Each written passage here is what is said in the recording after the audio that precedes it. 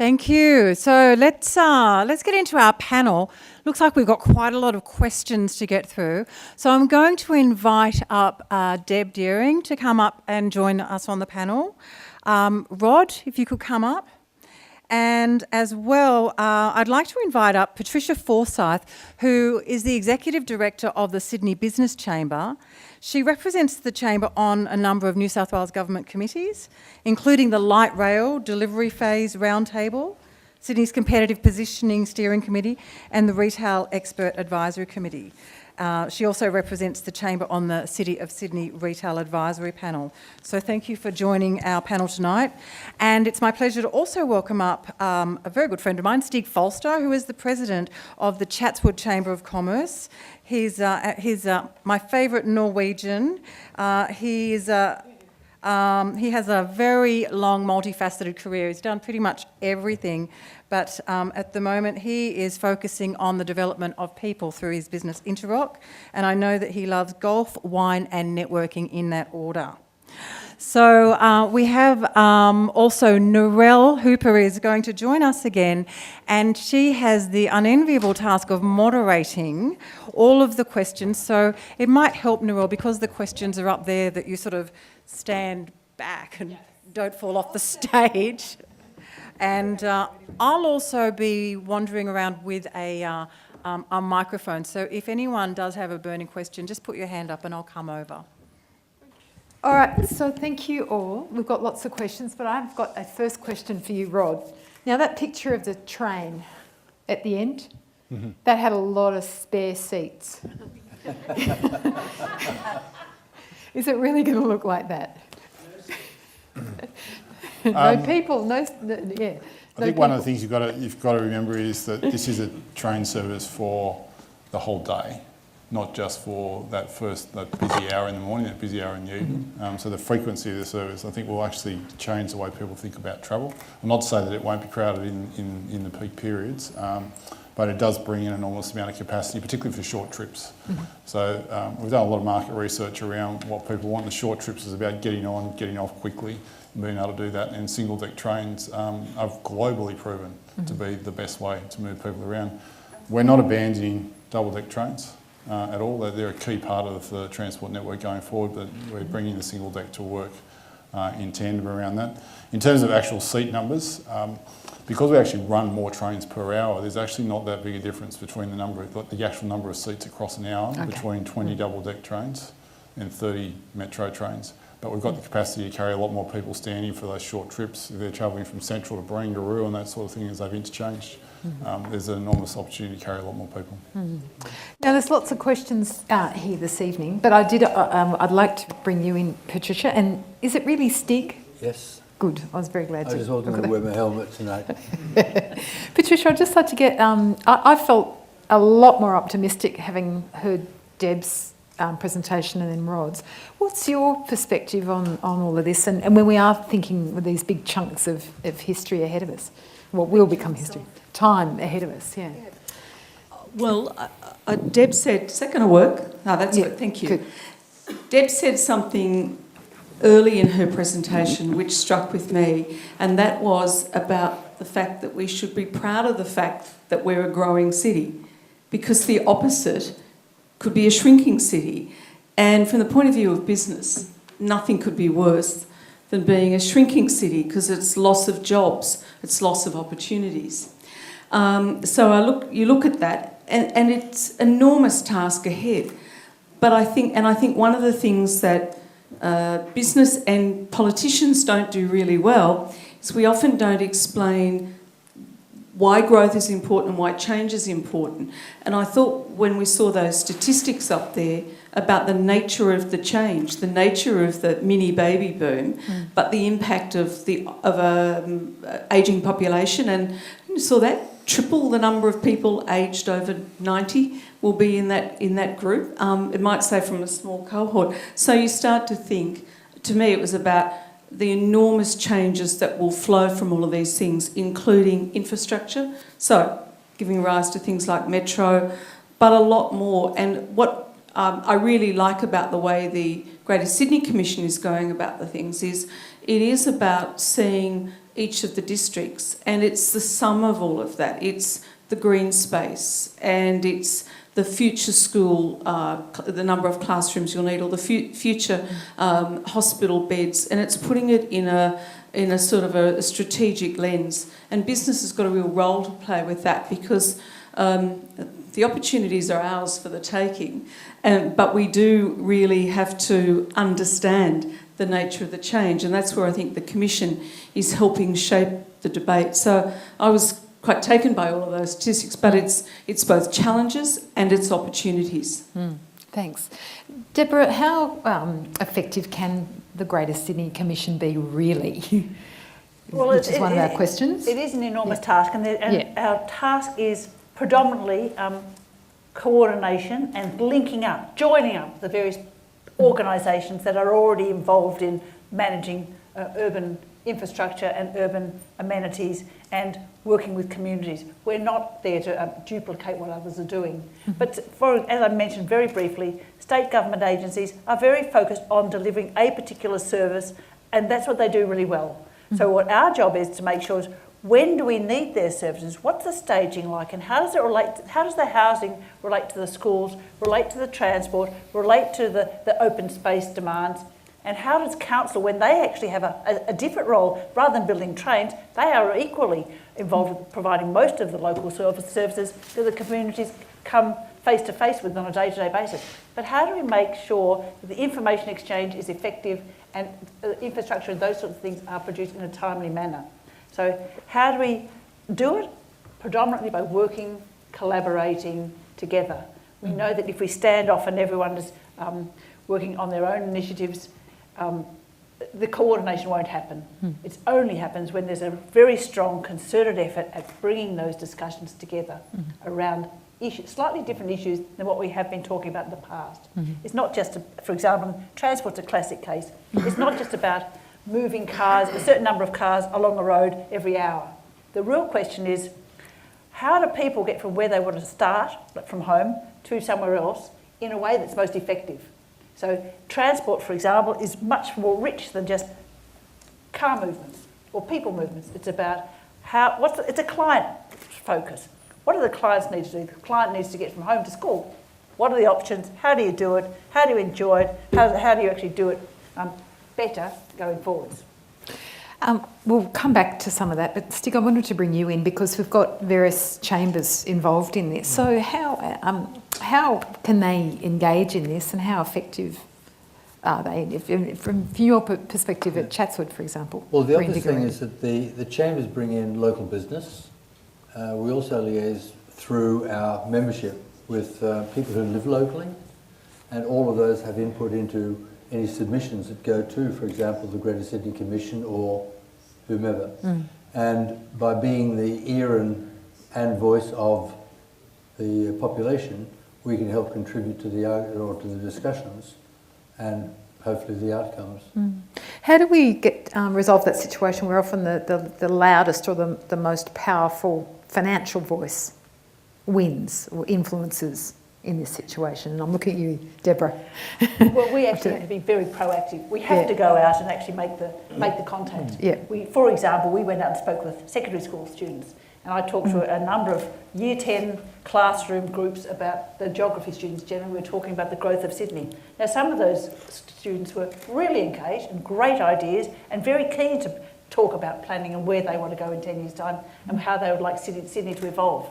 Some of them were very frustrating. I forgot what 13, 14-year-old boys and girls can be like, but then I have great admiration for teachers. But nevertheless, you actually have to make the effort to actually go and encourage them to have a view, and it can be done. But it's not just a matter of having a big public meeting and listening to those who shout loudest. Well, that work's usually done behind the scenes, really, isn't it? So what mechanisms, and you've talked a lot about collaboration, so what are the mechanisms that come into play so that you figure out the best outcome rather than the biggest checkbook that's trying to rattle around? It does depend on how you engage. For example, we have been having meetings with peak bodies. That includes the bush care groups. We've been dealing with the property council, the industry, the construction industry. We have been dealing with Parents and citizens, we have, and they have been specially structured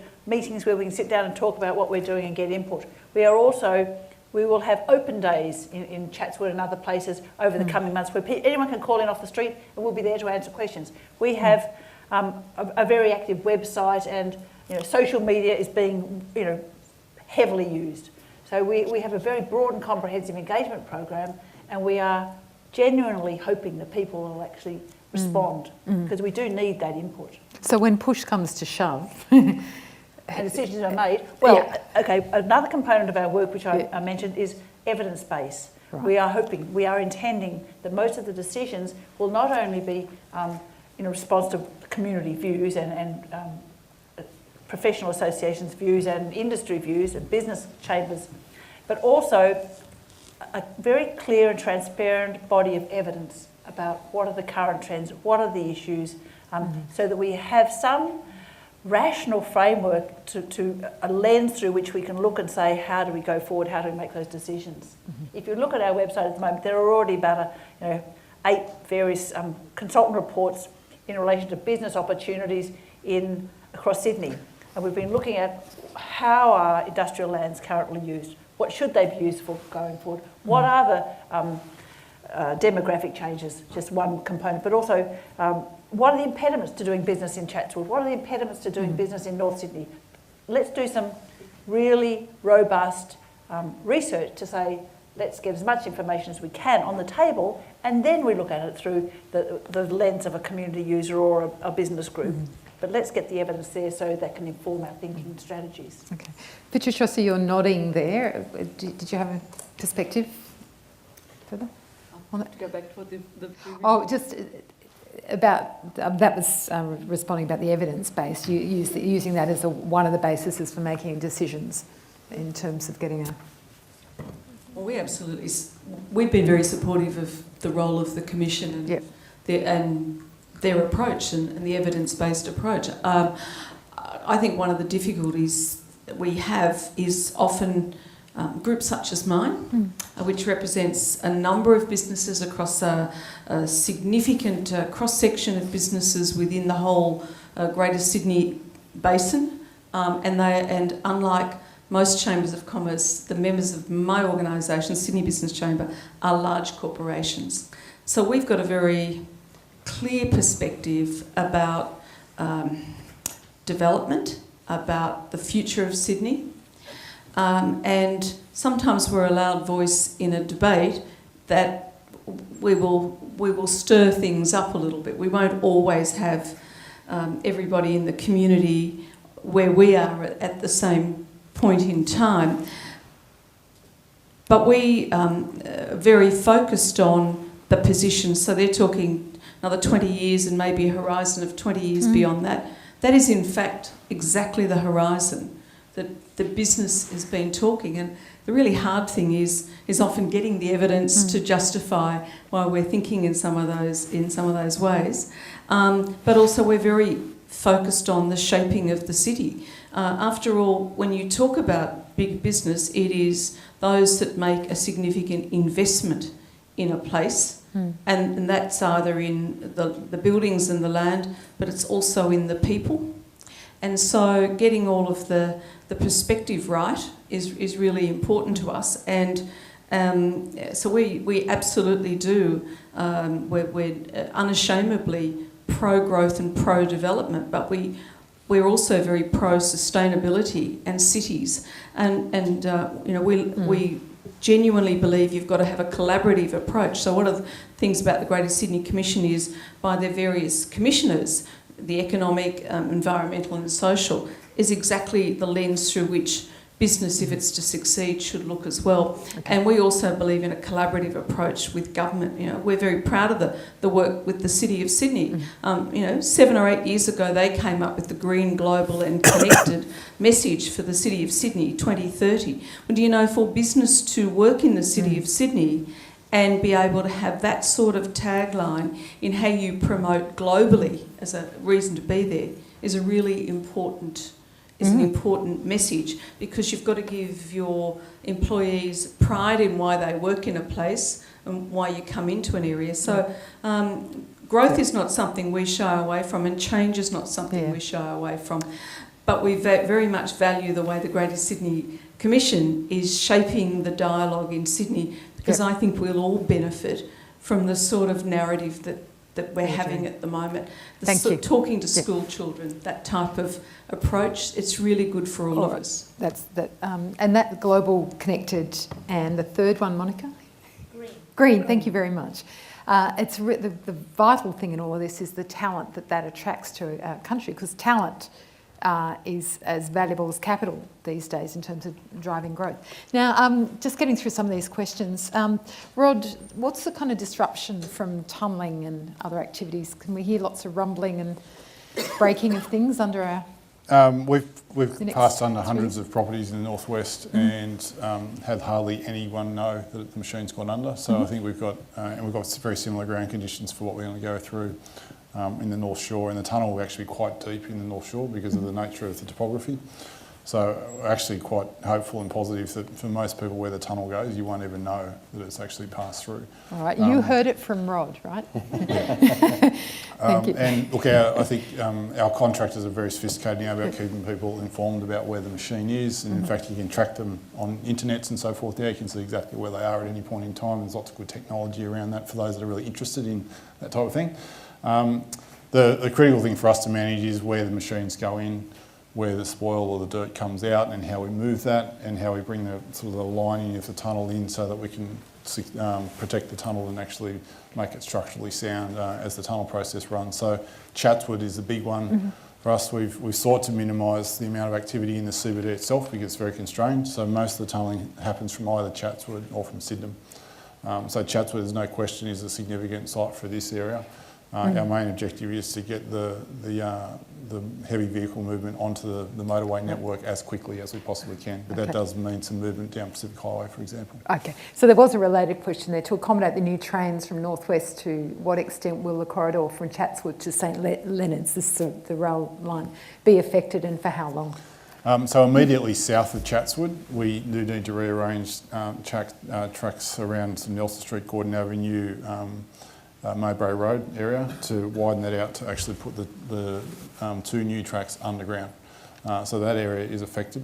What we've been able to do, as I think I mentioned in the presentation, is initially the concept was that the tracks would stay on the surface all the way to St Leonard's, and that actually meant a significant rebuild of the whole Artarmon station and so forth. We've actually moved away from that concept and gone underground much quicker. So how much that's underground? So pretty much from Mowbray Road all the way to the city is underground. Okay. So the only place that you see it is at the stations, and we've also got to put in a shaft in the Artarmon industrial area, which we're still looking at a particular location for at the moment. We did have it on a site adjacent to Gore Hill. We've now decided, because there's a temporary school facility on that, that we're going to move that into the Artarmon industrial area. But essentially, it's at the stations. Right. Okay.